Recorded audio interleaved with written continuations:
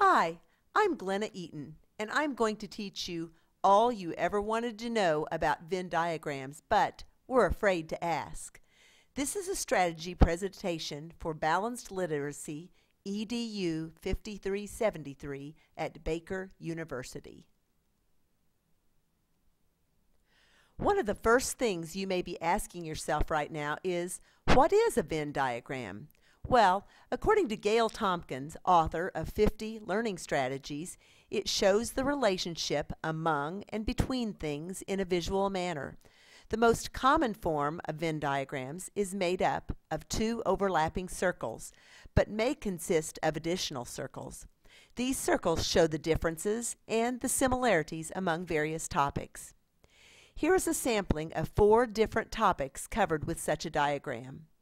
In the upper left-hand corner, you will see how numbers in math might be compared and contrasted. For lower elementary children, various topics might be simpler by using pictures as descriptors, as in the use of Sesame Street characters. Science concepts might be more easily understood in the center diagram, as would colors or letters in the final diagram. You may be asking yourself, where did the idea of Venn diagrams originate? Well, let me tell you. A well-known British philosopher and mathematician by the name of John Venn introduced the concept of the Venn diagram way back in 1881. As you can see, they have been around for over 130 years. That certainly speaks highly for just how effective they are in comparing and contrasting various topics. The basics of creating a Venn diagram are really quite simple. 2 overlapping circles are drawn. In the center overlapping section, you might want to label it as similarities, and on both outer sections are, of course, the differences. At the top of each circle, the topics you wish to compare and contrast would be labeled. There are many places on the internet that you can create these diagrams for use in the classroom. Microsoft has many different options for making various types of diagrams. Some might also include animations. Of course, there are also many websites dedicated to providing teachers with a variety of Venn diagrams.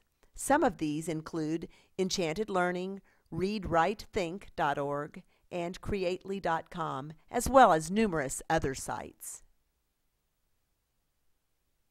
As teachers, we are always looking for the most efficient way to help our students learn various concepts.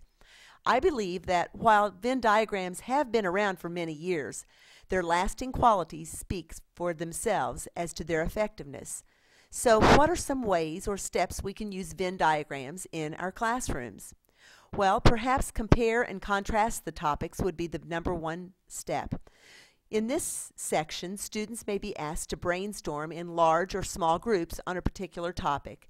They may be asked to find how these particular things are alike and different.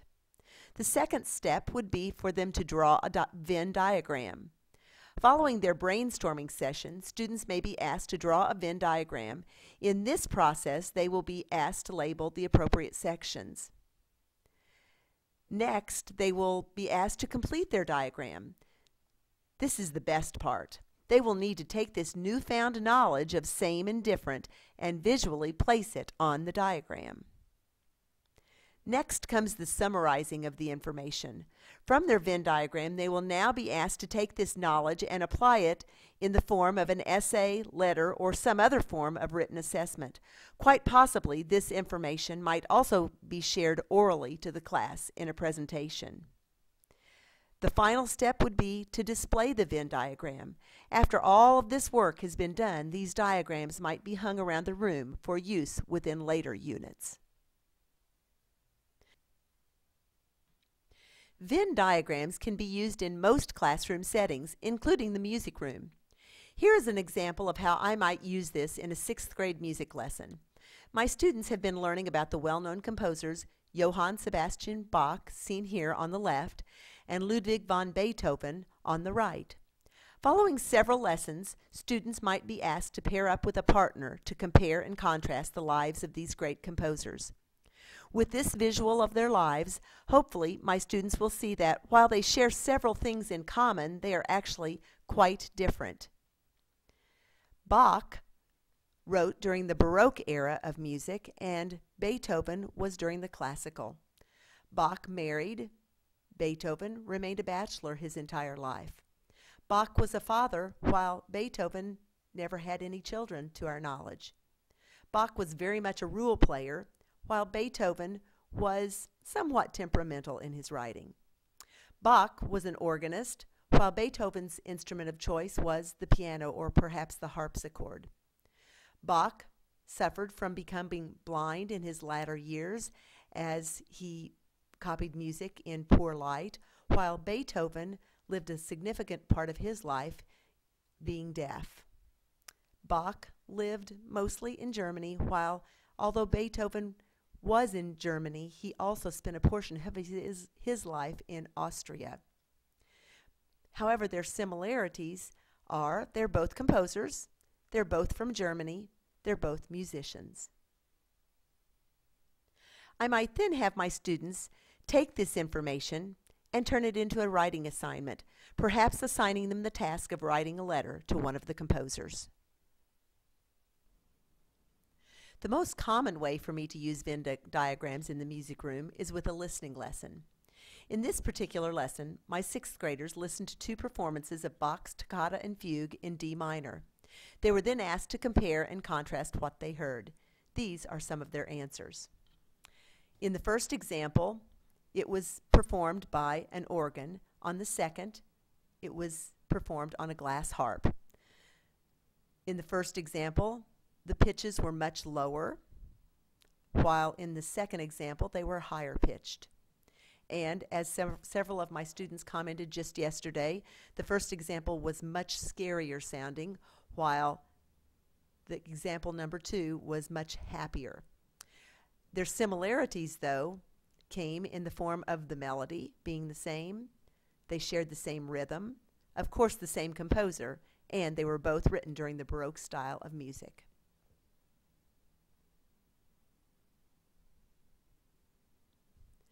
As we know, our students learn best by becoming actively engaged in the learning process. Here are some of the ways to take what has traditionally been seen as a paper and pencil activity and make it a bit more active. First of all, the diagram might be placed on the board, and as a whole group, the students might write similarities or differences on Post-its and bring it up to the board. That gets them up and moving. For younger children, picture cards might be passed out to them, and they must decide which part of the diagram their picture represents. Are they something that they share in common, or are they differences? Something as simple as creating a large circle on the ground made out of duct tape somehow seems to pique interest because it is different from the norm of the classroom. I don't know about your students, but when mine come in and see something like hula hoops, they automatically get that wow factor. So hula hoops could be used in place of the circles, and they seem to look at those and perceive them as fun, so you've immediately pulled them into the lesson just by using a different type of circle.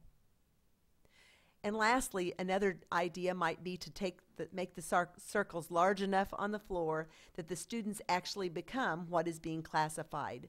Thus, boys versus girls, blue eyes versus brown, etc., etc., etc. So, if Venn diagrams are such a wonderful learning strategy, who is it that really benefits the most from their use?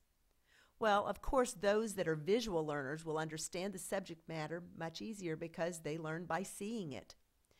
Venn diagrams will also encourage those students who need the challenge of finding more complex relationships among topics. Thus, they get their higher order thinking skills used. Those students who have been labeled as LD or learning disabled will absolutely benefit from this very visual diagram. And with the consistency of using Venn diagrams throughout the entire school, well, the students are going to be much more confident in the comparing and contrasting of a wide array of subject areas. As was stated in the previous slide, LD students find great success in using Venn diagrams. Many of these students really need that visualization to aid in their thought processes. Also, well-known educator Douglas Dexter, in his article, Graphic Organizers and Students with Learning Disabilities, stated that students with no prior knowledge within a subject area benefit from such diagrams. When English learners enter into the classroom, they will find Venn diagrams helpful in structuring the information that they're led into. Students who need to be challenged may also reap benefits from a much deeper classifying lesson. For such a lesson, they will be using higher order thinking skills. In his article, Higher Order Thinking with Diagrams, David Walbert states, graphic organizers such as Venn diagrams are powerful ways to help students understand very complex ideas. By adapting and building on basic Venn diagrams, you can move beyond comparison and diagram classification systems that encourage students to recognize complex relationships. In the diagram on the left, you will find much higher order thinking taking place. 4 separate topics are compared, and within each topic are their similarities and differences. Walbert also states that research shows that comparing and contrasting lessons might be the most powerful strategy for student learning. In conclusion, what do we need to know about Common Core state standards, and how are Venn diagrams helping to support the language arts standards for reading? Well, they will help the students with comprehension of grade level appropriate fiction and nonfiction books. This would seem quite helpful with Common Core's shift towards informational text. Venn diagrams should also be helpful to students in finding main ideas and details in those same nonfiction texts. These diagrams will also help them in interpreting visual information.